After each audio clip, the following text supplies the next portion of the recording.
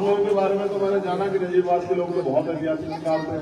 मेरे पास आगे नहीं आई, उन्होंने बताया कि बहुत बड़ी निकालते हैं। मैंने कहा ठीक, मैं तो अभी इतना बड़ा नहीं हूं, तो मैं भी कोशिश कर रहा हूं कि इस लड़ाई को हम लोग कामयाब करें। आप सब लोग जिम्मेदार लोग।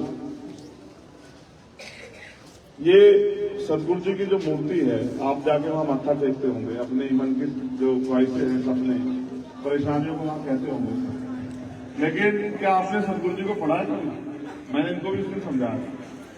देखो, ऐसे एक सभा में सदगुरु जी से उनके एक शिष्य ने पूछा कि सदगुरु जी मेहनत मजदूरी करते हैं, काम करते हैं, रोजगार करते हैं, लेकिन फिर भी हमारे घर में सुख शांति क्यों नहीं, हमारी गरीबी क्यों नहीं खत्म हो रही, हमारी बेबसी क्यों नहीं खत्म हो रही, हमारे लाचारी क्यों नहीं खत्म हो रही, हमारे दुखी क्यों है? तो जब मैं आज आपकी गली में निकल के आया ना, मैं पूरे देश में घूमता हूँ। जब ये गलियां मिलती है ना, पता लग जाता है कौन लोग रहते हैं। इस गली में 4 रुपये गाड़ी नहीं घुस सकती ना, वहाँ शेड्यूल कास्ट, बैकवर्ड, माइनॉरिटी के लोग रहते हैं। आप चेक करवा के देखो, तो मेरा तजुर्बा है, मैं पूरे देश में घूमता हूँ। शहर की जिस गली में या गांव की जिस गली में मोटरसाइकिल से पुलिस गाड़ी न जाए, इवन ऐसा भी आप बचाव समझिएगा कि वहाँ दलित समाज के लोग, पिछड़े वर्ग के लोग रहते हैं या मुस्लिम समाज के लोग रहते हैं। ये हमारी खासियत है, क्योंकि गांव में भी क्या है ना, ये एक शहर कस्बे में भी लोग आके बसे। जैसे कोई कामयाब हुआ तो उसको लगा कि भाई यातायात की सुविधा तो है नहीं, गांव छोड़ के यहाँ आ गया, थोड़ी थोड़ी जमीनों में काबिज होने लगे। इस तरह से ये बसा हुआ है पूरा। सब एक जगह के नहीं होंगे, आप देखना, कोई इस गांव का हो, कोई इस गांव का, कोई इस गांव का, तो इसलिए बहुत सारे बहुसंख्यक गांव के लोग यहाँ बस गए। तो सदगुरु जी ने फिर उस अपने शिष्य को कहा, हमारी पार्टी के बहुत हमारे नेता लोग भी आ गए, भाई हिमांशु वाल्मीकि जी हमारी पार्टी के बड़े सीनियर नेता वो भी आ गए, भाई असलम साहब आ गए, भाई मैक सिंह जी आ गए, हमारी पार्टी के बहुत सीनियर नेता, भाई जो है बिलाल भाई आ गए, बहुत हमारी पार्टी के बहुत सीनियर लोग हैं हमारे। तो सदगुरु जी ने जो कहा वो आप सुनना। सदगुरु जी ने कहा, रविदास मानुष करी पसंद सुकर है तो खाओ, एक सु स्वराज माही दूसर मरकट गाँव। सदगुरु जी ने कहा भाई अगर सुख शांति का जीवन चाहिए तो दो रास्ते हैं, क्या तो अपना राज स्वराज माही, क्या तो अपना राज, या फिर शमशान घाट का मिलता, क्या तो अपने राज में सुख शांति मिलती है या फिर मरने के बाद शमशान में कब्रिस्तान में मिलती है सुख शांति। चलो कोई रास्ता नहीं। तो उन्होंने कहा भाई गुरु जी राज तो अभी भी है, राजा महाराजा, तो इनके राज में क्यों नहीं मिल रही? तो उन्होंने कहा भाई राज ऐसा होना चाहिए, ऐसा चाहूं राज में जहां मिले सवरनु अन्न और छोटे बड़े सब बसे रविदास रहे पसंद की। भाई राज ऐसा हो जहाँ कोई छोटा बड़ा ना हो, जहाँ कोई ऊंच नीच ना हो, जहाँ कोई भेदभाव ना हो, कोई बहुत अमीर ना हो, कोई बहुत गरीब ना हो, किसी बहन बेटी का अपमान ना हो, किसी को गरीबी बेबसी का जीना ना पड़े, किसी को खाने के लिए अन्न की, तन ढकने के लिए कपड़े की, सर ढकने के लिए छत की, पीने के लिए पानी की तकलीफ ना हो, किसी की हत्या ना हो, किसी का बलात्कार ना हो, किसी बहन बेटी को, किसी बुजुर्ग को अपमानित लगे। राज ऐसा होना चाहिए। उसको नाम दिया उन्होंने बेगमपुरा राज। बेगमपुरा राज का मतलब होता है बिना गम का राज। जब ऐसा राज आ जाएगा जिस राज में कोई गम ना होगा, आप महसूस करो अगर ऐसा राज आ जाए जिसमें किसी की जिंदगी में कोई गम ना हो, कोई जाति धर्म का व्यक्ति, तो राज अच्छा होगा बुरा होगा? कैसा होगा राज? अब वो राज लाएगा कौन?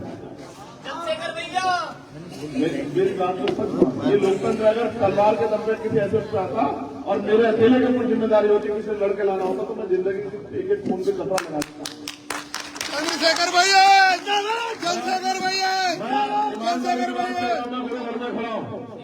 अगर मुझे अकेले से भिड़ के करना होता ना तो दुनिया का कोई ताकतवर आदमी मुझसे 50 किलो ताकतवर व्यक्ति आप ले आते। मैं इतना बहादुर हूँ, इतना मेरी माँ ने अपना जो है ना दूध रूपी खून जो है पिला के इतना मजबूत किया है कि मैं उससे एक झटके में सेकंडों में राज छीन लेता। लेकिन क्या करूँ, ये तो लोकतंत्र है, यहाँ तो आपके मुठ्ठी से आता है राज। अगर राज वैसे आता ना तो राज लेके नहीं खाता आपको। देखो सदगुरु जी ने कहा, हमारे लोगों का मनोबल कितना गिरा हुआ है। हमारे साथ किसान यूनियन के जिलाध्यक्ष साहब बैठे हैं, हमारे यहाँ बड़े नेता पार्टी के अच्छा निशाने साहब बैठे हैं, हमारे पूर्व मंत्री वीर सिंह जी बैठे। देखो सदगुरु जी ने कहा, रविदास जन्म के कारण होत ना कोई नीच, नर को नीच कर डाली है ओछे जन्म के कारण कोई नीच नहीं होता। नीच आदमी अपने कर्मों से होता है, नीच जन्म के कारण नहीं होता, जात पात के कारण नहीं होता। हम लोग खड़े गए सहमे बैठे हैं कि हम दलित समाज के लोग हैं, हम समान हैं, हम बाल्मीकि है, पासी है, धोबी है, कोरी है, हम पाल है, प्रजापति है, कश्यप सैनी है, हम नीच जाति है। कौन लगा नीच जाति है? एक ही माँ के पेट से एक ही तरीके की परिस्थिति में जन्म लेते हैं, हम कैसे नीच हो जाएंगे? आदमी अपने कर्मों से नीच होता। आप डरे सहमे रहते हो, ताकतवर लोगों ने व्यवस्था बना के आपको वहां के आप नीची जाति के हो, हम ऊंची जाति के, और आप ये सोचते हो कि भाई हमारी जाति नीचे। कौन कहता नीची जाति है? सदगुरु रविदास जी ने इस बात को पहले ही कहा, उनको डर था कि मेरी बाड़ियों को बदल देंगे और मेरी जात को बदल देंगे। उन्होंने कहा कह रमजात खलास हमारा जो हम शहरी समीत हमारा। लेकिन आपकी समझ में नहीं आके सोचते हो कि कोई मसीहा पैदा होगा, बाबा साहब आएंगे, आशीराम साहब आएंगे, कोई मसीहा आएगा वो हमारी जिंदगी बदलेगा। भाई लोकतंत्र है। बाबा साहब ने अपने 4 बच्चों को की कुर्बानी देकर हमें वोट का अधिकार दिया था कि हम राजकाज लाएंगे। आज देखो क्या हालात होगी। पढ़ा लिखा नौजवान बेरोजगार घूम रहा है। आप शहर में रहते हो, मेहनत मजदूरी करके अपना पेट पालते हैं। गाँव में जाकर देखो कि हमारी बहन बेटियों को जुल्म जाति की जिंदगी जीनी पड़ती है। हमारी माओ को उनकी आंखें सूख जाती, आंखें तरफ जाती है कि कब उनकी आंखों पे जो है ना ये आंसू कब सूखेंगे। कोई आएगा उनकी मदद करेगा, कोई उनकी लड़ाई लड़ेगा, उनकी गरीबी बेबसी लाचारी को काटेगा। वो सोच सोच के उम्मीद लगाए बैठी कभी तो कोई आएगा। कौन आएगा? यही रहने वाले लोगों को देखो। जब देश आजाद भी नहीं होता तब भी देश में राजनीतिक पार्टियां थी। कांग्रेस थी, अकाली दल था, लेफ्ट की पार्टियां थी और मुस्लिम लीग था, जनसंघ था। इतनी पार्टियां थी, लेकिन बाबा साहब ने पार्टी क्यों बनी? बाबा साहब ने देखा कि ये लोग तो पार्टी बना के अपने लोगों को कर रहे, मेरे लोगों को बना नहीं कर रहे। इसलिए बाबा साहब ने पार्टी बना के अपने लोगों को तैयार करके कहा कि भाई लोकतंत्र का जिंदा रहना तो वोट की ताकत से अपनी ताकत बनाओ। फिर उनके जाने के बाद मान्यवर काशीराम साहब ने बनाई। क्यों बनाई भाई? इसलिए बनाई क्योंकि जिन बाबा साहब के जाने के बाद जिनको ताकत थी उन्होंने अपना काम करना बंद कर दिया। और मैं भी बहुत दौड़ भाग करके जेल काट के मुकदमे सह के तमाम तरह चीजें सह के मेरी समझ में आया कि जब तक काशीराम साहब जो बात कहते कि जिसका दल नहीं होगा उसके पास बल नहीं होगा, और जिसके पास बल नहीं होगा उसकी समस्याओं का हल नहीं होगा। अगर आपकी समस्याओं का हल करना है तो बल पैदा करना पड़ेगा, और लोकतंत्र में बल वोट की ताकत से पैदा होता है। मुझे बताओ, आप तो मेरी माई बहन हो ना, 75 साल में कोई ऐसी चीज है जो अपने आप उठ के चल के आपके घर तक आ गई? आपको रोटी के लिए मेहनत करनी पड़ी, नहीं करनी पड़ी? कोई एक चीज बताओ जो आसानी से आपको मिल गया, मुफ्त में दे दिए। ये तो वो देश है जहां पानी पीने के अधिकार के लिए बाबा साहब ने आंदोलन किया, लाठियां खाई। ये तो वो देश है जहां आज भी मूछे रखने पे, घोड़ी पे बैठने पे, मटकी छूने पे आपने देखा नहीं देखा हत्या होती है नहीं होती है? अभी आई थी बाबा साहब जी, बाबा साहब से आप प्यार करते हैं, उन्हीं बाबा साहब के बोर्ड पर मिलक में देखा आपने सोमेश को यहाँ सर में गोली मारी, देखा आपने? और मेरी माँ बहनों को इस पुलिस ने, उत्तर प्रदेश पुलिस ने भाजपा सरकार के इशारे पर लाठियों से कितना पीटा, जाके देखो आप मिलक में, रामपुर में, आपको पता नहीं कि जुल्म किसे। वो जब मैं गया तो उन्होंने मुझे दिखाया किसी का टूटा सूजा वाले टूट गया, किसी की मैं नहीं बता सकता, किसी की ऐसा टूटा हुआ, किसी को कहीं चोट लगी भी। मैं तो बस आंसू वहां के तकलीफ में चलाया, क्योंकि मैं क्या करूँ यार। अगर मेरे हाथ में ताकत होती तो उनमें से एक पुलिसकर्मी भी नौकरी नहीं करता। मेरी बात को याद रखना। तत्काल सस्पेंड करके सेक्शन 4 का मुकदमा करके जेल भिजवा देता। तो अपनी नस्लों कह के जाते हैं किसी गरीब को लाठी मारना, किसी माँ को लाठी मारना, किसी बहन का अपमान करना। लेकिन मैं भाई अभी लायक कोई नहीं। तो मैं तो जब किसी को जुल्म होता है तो उसकी लड़ाई लड़ने जाता हूँ, उसकी आवाज उठाने जाता हूँ, क्योंकि कोई नहीं उठाता, किसी को फर्क नहीं पड़ता आपसे मरने की से। आपको याद है हर का मामला किस तरह से पूरी सरकार हमारी बेटी को बेइज्जत करने में लगी हुई थी।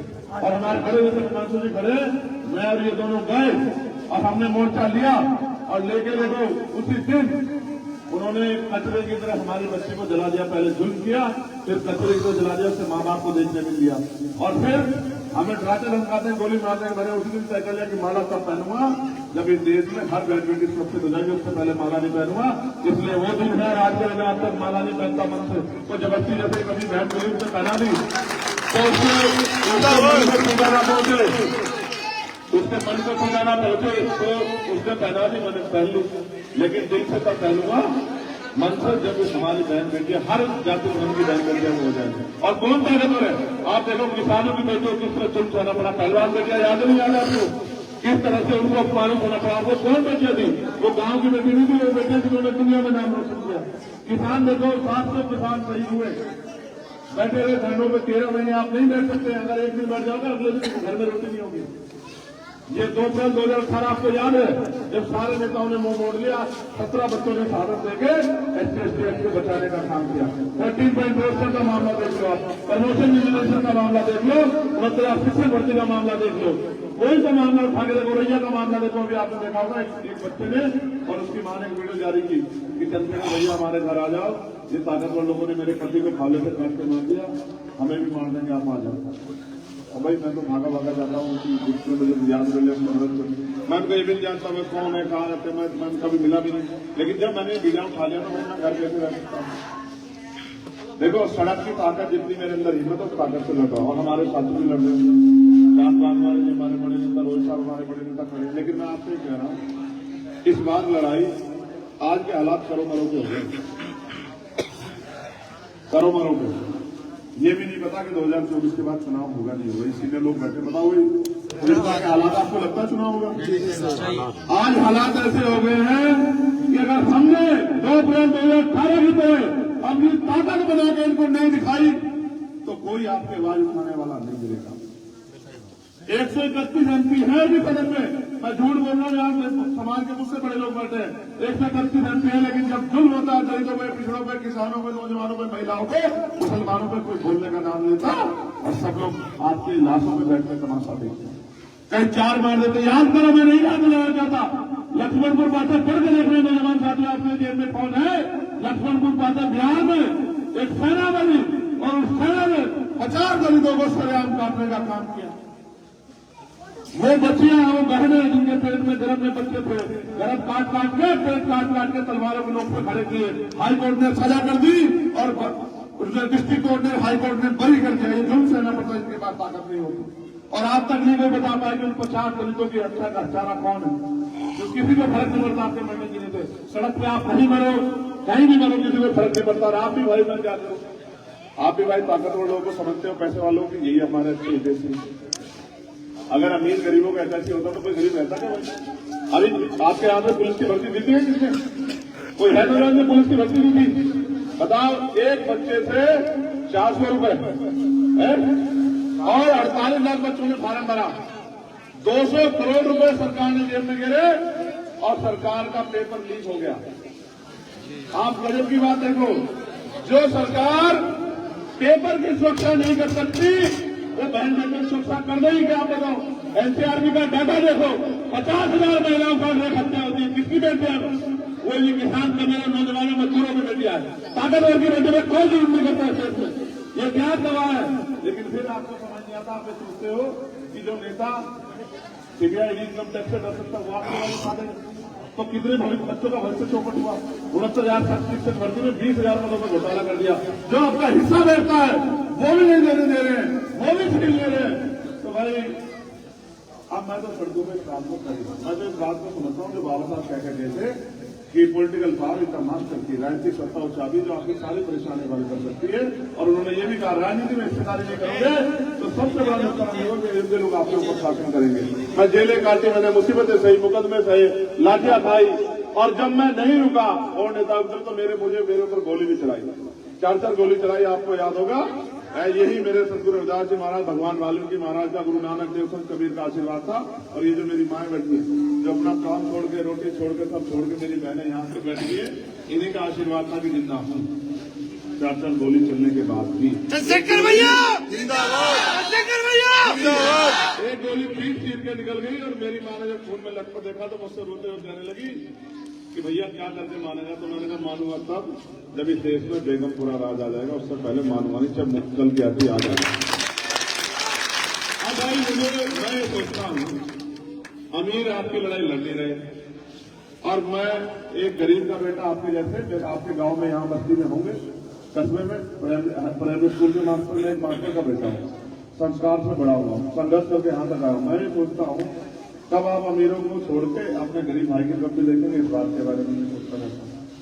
भाई मेरे पास देखो तो आपको पैसा नहीं है, मैं आपको शराब भी नहीं दे सकता, मैं आपको मिठाई भी दे सकता, लेकिन हाँ मैं आपको ये वचन दे सकता हूँ, गुरु घर में खड़े होकर अगर आपने मेरा साथ दे दिया तो मैं आपको किसी जुल्म के, किसी जालिम को आपसे जुल्म नहीं करने दूंगा, किसी को अपनी बहन भावों का हाथ नहीं उठाने दूंगा।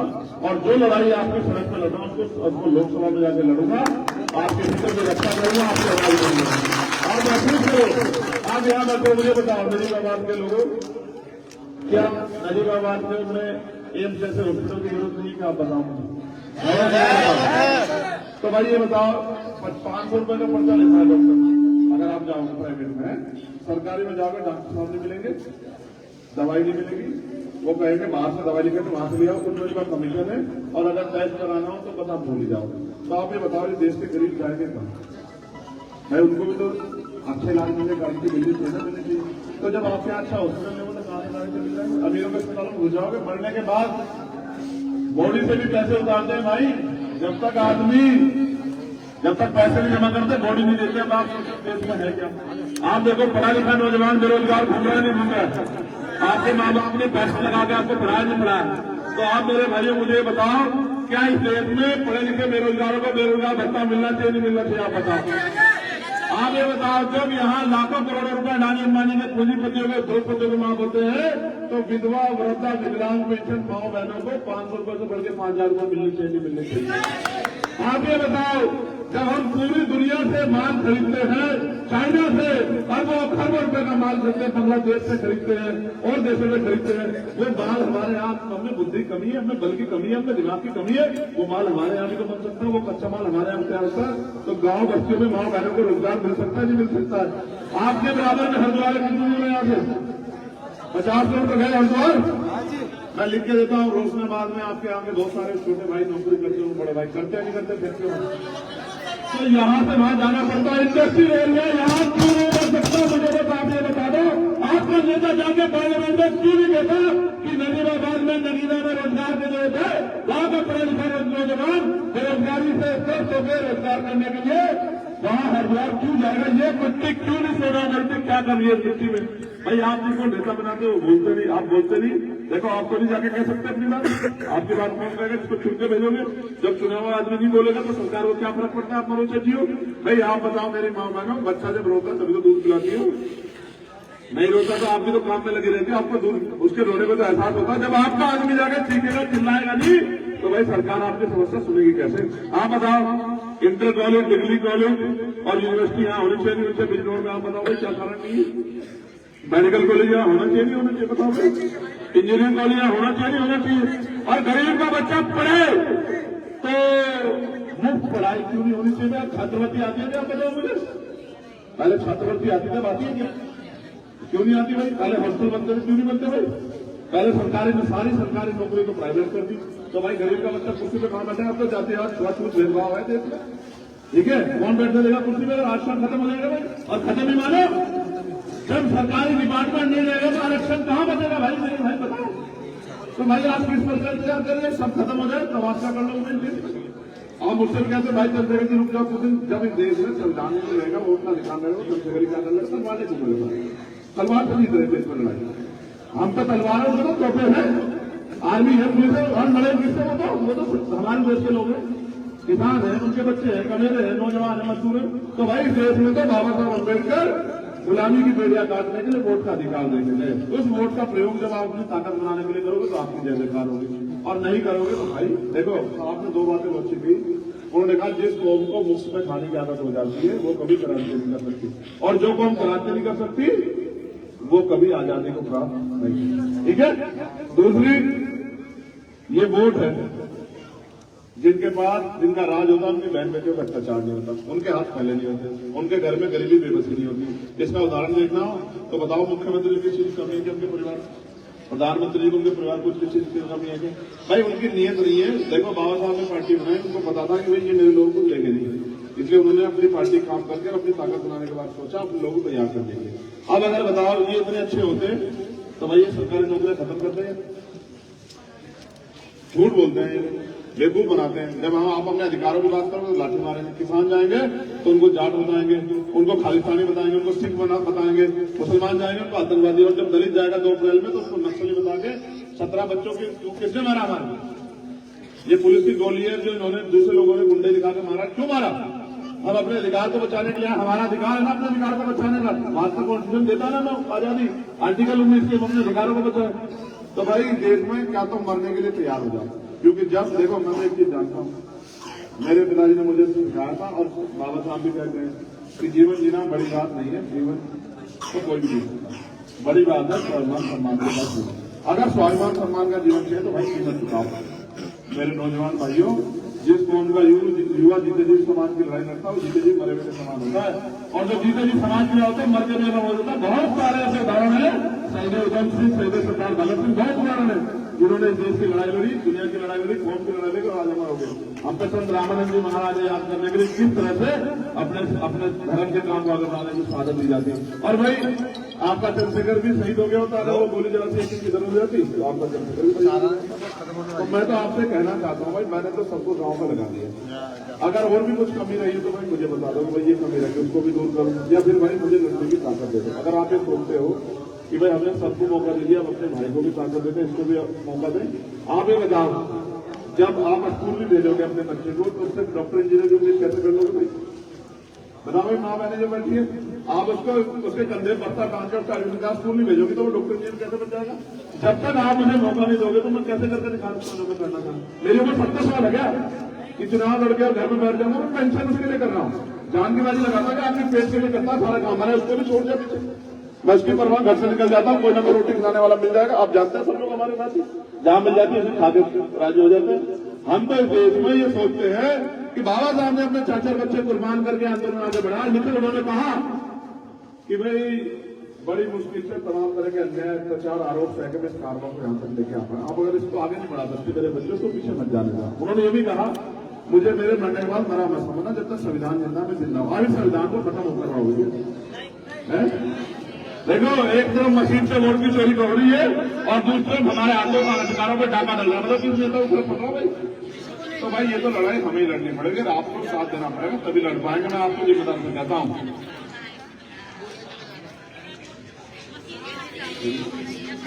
अभी मैं तो समझदार हूँ, मुझे अच्छा मानता हूँ।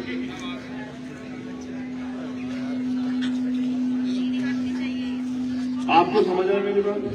कैसे ताकतवर होगा चंद्रशेखर, पता लग गया आपको? कैसे होगा बताओ, कैसे होगा? जोर जोर से बताओ। वो सर वोट कौन देगा? पड़ोसी देगा कोई आगे? बताओ कौन देगा भाई? अगर आप लोग भी वोट दोगे तो फिर कौन देगा बताओ? ठीक है, देखो मैं ये नहीं कहता कोई बुरा है, सब अच्छे हैं, सबने अपने अपने समय में काम किया, लेकिन अब माँ बाप को भी आराम कर लेने दो और बेटे को काम कर लेने दो। क्यों भाई? माँ बाप को आराम कर लेने दो, बड़ों को, बेटे को काम कर लेने दो। क्या बेटे का अधिकारी करता काम करना? सारी उम्र माँ बाप ही करते रहेंगे? ये बेटा बराबर का होगा, जवान होगा, लड़ाकों को ज्ञान लड़ने को तैयार हो गए तो अपने भाई को भी साथ दे दो। क्यों भाई? तो मैं आपको बस ये साथ मांगने आया और साथ मांगने के लिए एक मात्र रास्ता ये मेरा, आप चुनाव सिंह क्षेत्र में वोट दोगे और चंद्रशेखर आजाद खाते पर होता जाएगा। और जब आप यहाँ से निकलते कहने लग जाओगे ये नजीबाबाद है ना, नजीबाबाद की दूध क्षेत्र में जाती है, जब आप कहने लग जाओगे ना कि इस बार केपली और चंद्रशेखर आजाद जिंदाबाद, तो मेरी बात में आ सकता है आप 20 किलोमीटर दूर से सुन लेना कि वहीं से चंद्रशेखर जिंदाबाद निकल गया है। मेरे विश्वास को याद करें, ये नजीबाबाद है, ये नजीबाबाद है, नजीबाबाद इस बात को कहेगा भाई जयंती देखने के लिए 20-30 गाँव में लोग आते नहीं आते? जब आपकी दुकान पे, आपके क्षेत्र में, आपकी गली से कोई गुजरेगा, आप कहोगे कुछ गाँव में क्या हाल है? उनका हाल तो ये है बस क्या बात है, केतली चलेगी फिर। ये लोकतंत्र है, ठीक है, ये लोकतंत्र बाबा साहब अम्बेडकर का, इसको बचाना है, ठीक है। अब मैं अपनी माँ बहनों को पूछना, जो मेरी बहनें खरीदी कुछ तो वहां से आएगी। इस देश में आपको नौकरी रोजगार कौन देगा? आप बताओ। आप पढ़े लिखे घर बैठे हो, कौन आपके बारे में सोच रहा है? बताऊंगा। तो फिर आपने जो पेट काट काट के पैसा लगा के आप पढ़े हो, क्या करोगे देश में? क्या बर्तन ही साफ करना है, चोला चुपाई करना है, दूसरों के घरों में काम करके अपना पेट पालना, सफाई का काम ही करना? कब तक जियोगे इस देश में? बाबा साहब तो राजकाज करने के लिए देखे गए, आप लोग राजकाज कहां कर पा रहे? इसलिए मैं आपसे भी कहूंगा, देखो इधर देख लो मेरी माँ, हेलो, ये जो नीचे बैठी है हमारी माँ, तू बता दे बेटे को मजबूत करेगी नहीं करेगी? इस बात पक्का? ऐसा तो नहीं कोई पैसे वाला आ गया कहे 2000 रुपये रखो, जैसे एक पैसे वाला घूम रहा है, जैसे एक पैसे वाला घूम रहा है। आप पता क्या कर रहा था? वो 2.5 लाख रुपए में खरीद लेंगे इनके वोट हम एक एक बस्ती के। मैं पूछ रहा ऐसा तो नहीं होगा कि बेटा बैठकर देखता रहे यार पैसे वाले आगे भाग जाओ? नहीं, ये सुनो, तुम्हें देखो धक्का ना दियो। क्या तो मुझे बताओ कहाँ डरा? इस चीज को भी छोड़कर रुको भाई, पहले हमारे खान को पकड़ किस बात को मानने के बाद क्या तो मुझे वो बताओ क्या भाई मेरे काम में कमी बताओ 11 साल में। अगर कमी नहीं है तो फिर सलाह मेरा साथ हो, मेरे पास आपके अलावा कोई नहीं। क्या तो आपने कहोगे हम तो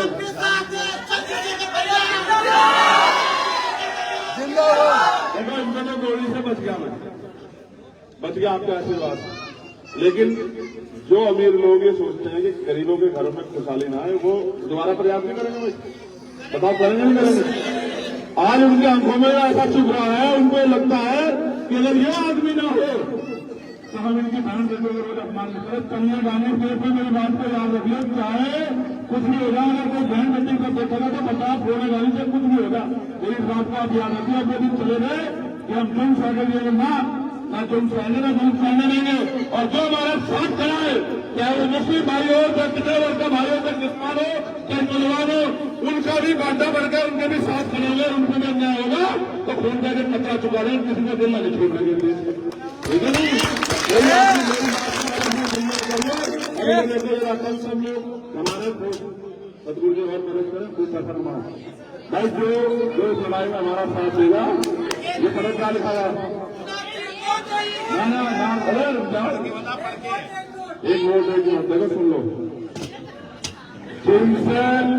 जिनसे मुकाबला है वो पैसे वाले हैं, उनकी पुलिस है, उनकी मीडिया, देखते मीडिया उनकी टीवी खोल लो, मोदी जी मोदी जी मोदी जी। एक दिन मोदी जी गिर गए पैडियों में चढ़ते हुए, तो क्या लिखा अखबार में कि मोदी जी ने पैडियों को पहले सलाम किया।